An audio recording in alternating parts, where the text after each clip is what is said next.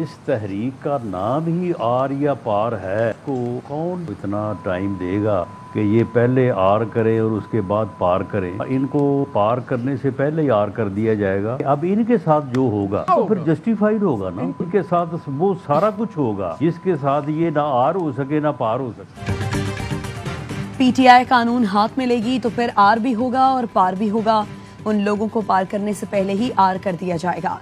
वज़ीर-ए-आज़म के मुशीर राना सनाउल्लाह ने खबरदार कर दिया, कहा हमें पीटीआई की हुकूमत गिराने की कोई जरूरत नहीं, पीटीआई का अपना तर्ज सियासत ही उनके लिए काफी है। इनकी बयानबाजी जुबानी जमा खर्च तक रहेगी, उन लोगों से कुछ नहीं होगा।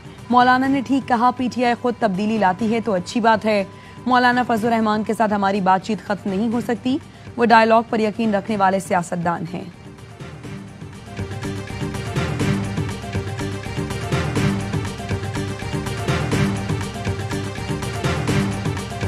नब्बे दिन कहाँ से फिगर आया है? आप तो सेक्रेटरी जनरल जी, ये इस हवाले से पार्टी के अंदर कोई मुशावरत नहीं हुई। ये अली अमीन साहब की अपनी एक राय हो सकती है, ये पार्टी का कोई फैसला नहीं है। पार्टी के लिए इमरान खान साहब भी की जो राय है या हुक्म जो है वो मुकद्दम है। 90 दिन से मुतालिक पार्टी में कोई मुशावरत नहीं हुई। अली अमीन गंडापुर की 90 दिन से मुतालिक अपनी राय हो सकती है, पार्टी का फैसला नहीं। पीटीआई के सेक्रेटरी जनरल सलमान अकरम राजा की प्रोग्राम खबर में गुफ्तगू, कहा पार्टी के लिए बानी पीटीआई की राय ही मुकद्दम है। जेयूएफ के साथ कोई बात नहीं हो रही थी, ना कोई इम्कान था। जेडीए समेत कई पार्टियों ने हमसे राबता किया हुआ है, तहरीक को आगे लेकर जाना है तो इत्तेहाद बनाकर जाएंगे।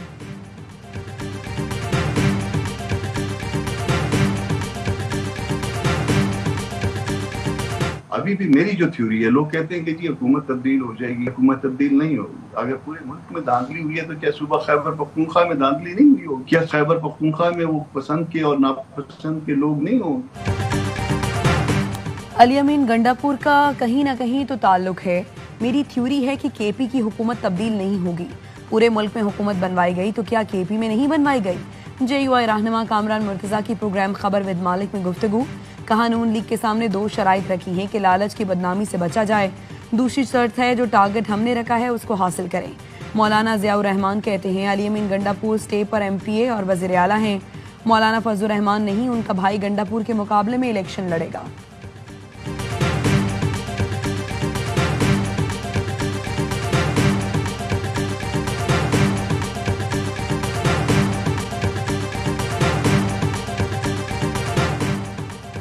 इलेक्शन कमीशन की मखसूस नशिस्तों पर उम्मीदवारों की हलफ बर्दारी के लिए इकदाम की हिदायत। इलेक्शन कमीशन का कहना है कि 21 जुलाई के सेनेट इंतखाबात के लिए गवर्नर केपी इजलास 21 जुलाई से पहले तलब करें। वज़ीर आला असम्बली गवर्नर को भिजवाएं। मखसूस नशिस्तों के मेंबरान की हलफ बर्दारी पहले ही ताखीर का शिकार है। पंजाब और केपी में बारिशों ने तबाही मचा दी। ओकाड़ा में आसमानी बिजली गिरने से खातून समेत 2 अफराद जाँ बहक। बहावल नगर में मदरसे की छत गिरने से 2 बच्चे जान से गए। अटक में बरसाती तालाब में नहाते हुए बहन भाई डूब गए। बच्चे को बचाने में मां ने छलांग लगा दी, तीनों जान से गए। तांदियावाला में घर की छत गिरी, 4 साला बच्चा जाँ बहक। रुझान के करीब कच्चा मंदरी मूरी समेत मुतअद्दिद गाँव ज़ेर-ए-आब। तोसा शरीफ और कोहे सलमान में शदीद बारिशों के बाद बरसाती नाले बिफर गए। दर्जनों देहात ज़ेर-ए-आब आ गए। केपी में तबाहकुन बारिश और आंधी से 6 अफराद जाँ बहक हो गए। लकी मरवत में बरसाती जोहड़ में नहाते हुए 4 बच्चे डूबकर जान से गए। आबी रेले के बारिश पंजाब जाने वाला जमीनी राबता मुनक़ता। बलूचिस्तान के शहर ज़िला नसीराबाद में भी तूफानी बारिश। सिंध में मानसून बारिशों का तूफानी स्पेल। हैदराबाद में बारिश ने सड़कें और गलियां डबो दी। क्लाउड बर्स्ट की इत्तला। महकमे मौसमियात ने तरदीद कर दी, कहा 30 मिनट में 50 मिलीमीटर बारिश हुई। 100 से ज़ायद फीडर स्ट्रिप। शहर अंधेरे में डूब गया। निज़ाम जिंदगी दरहम बरहम। टंडो अल्लायार में चंद मिनट की बारिश से शहर तालाब में तब्दील। टंडो मोहम्मद खान, जामशोरो, मटियारी, हाला में भी तूफानी बारिश के बाद पानी जमा हो गया। कोटरी और गिरदनवाह में भी नशेबी इलाके डूब गए। मुख्तलिफ इलाकों में दर्जनों फीडर स्ट्रिप होने से बिजली की फराहमी मुअत्तल हो गई। बारिश कराची के करीब आकर रुक गई। काठोर और गिरदनवाह में बादल बरसने से मौसम खुशगवार। वज़ीर आला सिंध की बारिशों से मुताल्लिक एहतियाती तदाबीर की हिदायत। कहा पानी की फौरी निकासी यकीनी बनाई जाए। मुतालिका अफसरान फील्ड में रहकर तमाम इंतजामात की खुद निगरानी करें। हुकूमत और शुगर इंडस्ट्री के दरमियान मामलात तय पा गए। चीनी की एक्स मिल कीमत 165 रुपये फी किलो मुकर्रर। वजारत ग़ज़ाई तहफ़्फ़ुज़ का कहना है तमाम सूबाई हुकूमतें सस्ती चीनी की दस्तयाबी यकीनी बनाएंगी। चीनी की फी किलो कीमत 200 रुपये तक कैसे पहुंची, वज़ीर ख़जाना का सहाफ़ी को जवाब देने से गुरेज। मोहम्मद औरंगज़ेब ने कहा चीनी दरामद करने का फैसला काबीना का है। वज़ीर ख़जाना ने हड़ताल की कॉल देने वाली ताजिर तंजीमों को आज मुज़ाकरात के लिए बुला लिया। कहा हड़ताल से मुताल्लिक ताजिरों को मौक़िफ़ सुनेंगे और अपना मौक़िफ़ देंगे। तमाम चैम्बर्स को मौजूदा कानून के हवाले से पढ़कर आना चाहिए। मामला इनकम टैक्स का नहीं, सेल्स टैक्स फ्रॉड का है।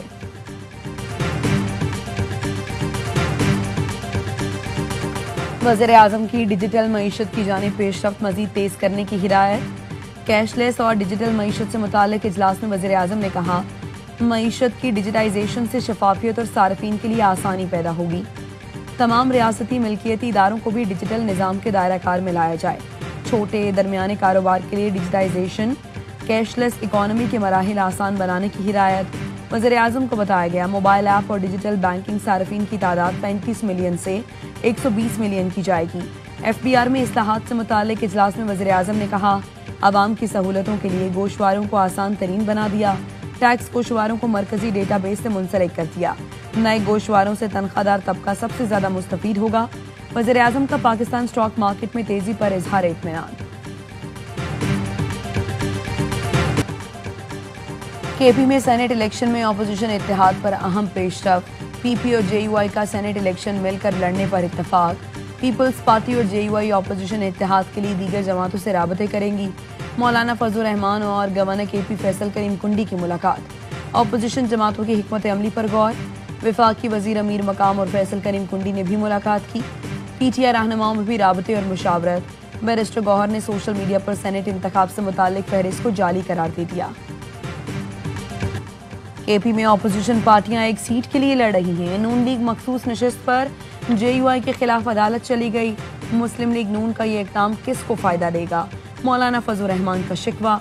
कहा ऐसे अपोजिशन का मैं क्या करूं जिसका हर कदम सूबाई हुकूमत के फायदे में जा रहा है।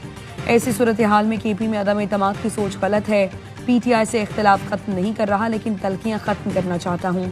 सूबे में तब्दीली का मशवरा दिया लेकिन ये तब्दीली PTI के अंदर से लाने की बात की। आज भी कहता हूँ पख्तूनख्वा की अक्सरियत जाली है। अली अमीन गंडापुर का एस्टैब्लिशमेंट से मुज़ाकरात का जवाब उनसे पूछ लें।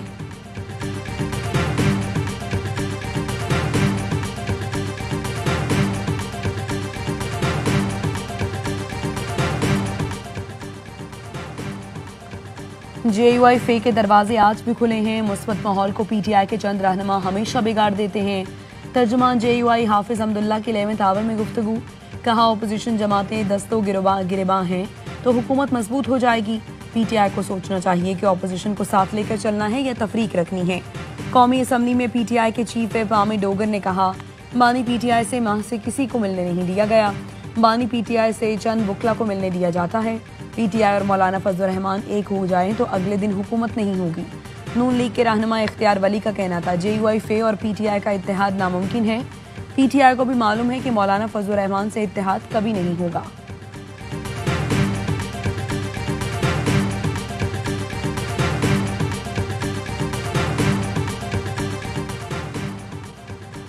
KP हुकूमत गिरी तो सियासत छोड़ दूंगा। अपने दिफा की बात करता हूँ, इसे धमकी कहा जाता है। वज़ीर आला KP अली अमीन गंडापुर कहते हैं सेनेट इलेक्शन से मुतालिक तमाम फैसले बानी PTI ही करेंगे। पार्टी में ग्रुप बंदी नहीं होनी चाहिए। इदारों के दरमियान एतमाद की बहाली नागुज़ीर है। पार्टी की क़यादत को बानी PTI से मुलाकात की इजाज़त दी जाए।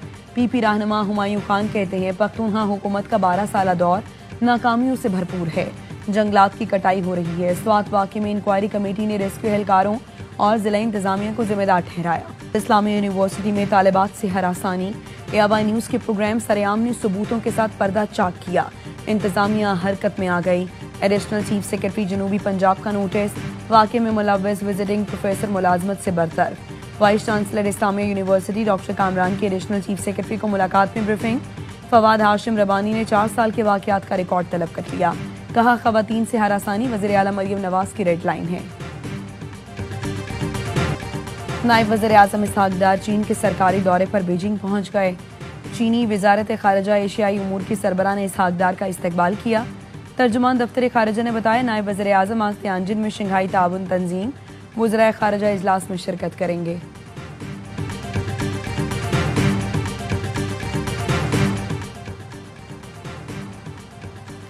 पाकिस्तान ने ईरान के लिए हर फोरम पर आवाज उठाई। पाकिस्तान और ईरान भाई हैं और हमेशा भाई रहेंगे। वज़ीर आज़म और दीगर आला हुकाम ने जंग में इंतहाई मुतहर्रिक और मुस्बत किरदार अदा किया। इसराइली हमले की मजम्मत की। इराक को भी मुकम्मल ताउन की यकीन दहानी कराते हैं। वज़ीर दाखिला मोहसिन नकवी का तेहरान में सैफ अरीकी कॉन्फ्रेंस से खिताब। ईरानी सुप्रीम लीडर को जंग में साबित कदमी पर मुबारकबाद पेश की। कहा किसी को भी गैर कानूनी तरीके से ईरान इराक जाने की इजाज़त नहीं देंगे। आइंदा साल से पाकिस्तान से ज़ायरीन बगैर ऑर्गेनाइज ग्रुप इराक नहीं जाएंगे। ग्रुप के सरबराह यकीनी बनाएंगे कि तमाम ज़ायरीन वापस आएं। गजा पर इसराइली बमबारी में मज़ीद 139 फ़लस्तीनी शहीद। पानी और खुराक की तकसीम के मराकज़ पर 44 फ़लस्तीनियों ने जाम शहादत नोश किया। एक माह में 5800 बच्चे गज़ाई किल्लत का शिकार। यूनिसेफ का गजा में गज़ाई किल्लत पर तशवीश का इजहार। इटली से फ्रीडम फ्लोटिला का इमदादी जहाज गजा रवाना। नेतन्याहू के खिलाफ यरूशलेम में इसराइलियों का एहतजाज। I'm not happy, and I will tell you that Ukraine wants to do something. Again, it's a war that should have never started. If I were president, it never would have happened. I used to speak to President Putin about it a lot. It was the apple of his eye. But once I saw what was going on, I said, you know, they're gonna have a war here. 50 दिन में जंग ना रुकी तो रूस पर tariff आयद करेंगे। अब टैरिफ 100% हो सकते हैं। अमेरिकी सदर डोनाल्ड ट्रंप की धमकी। कहा रूस को अपने वसाइल जंग के बजाय तिजारत पर खर्च करने चाहिए। सदर पुतिन से अच्छी बातचीत हुई और फिर यूक्रेन पर मिसाइल गिरना शुरू हो गए। समझ नहीं आ रही है इतना बेहतरीन मुल्क ऐसा क्यों कर रहा है।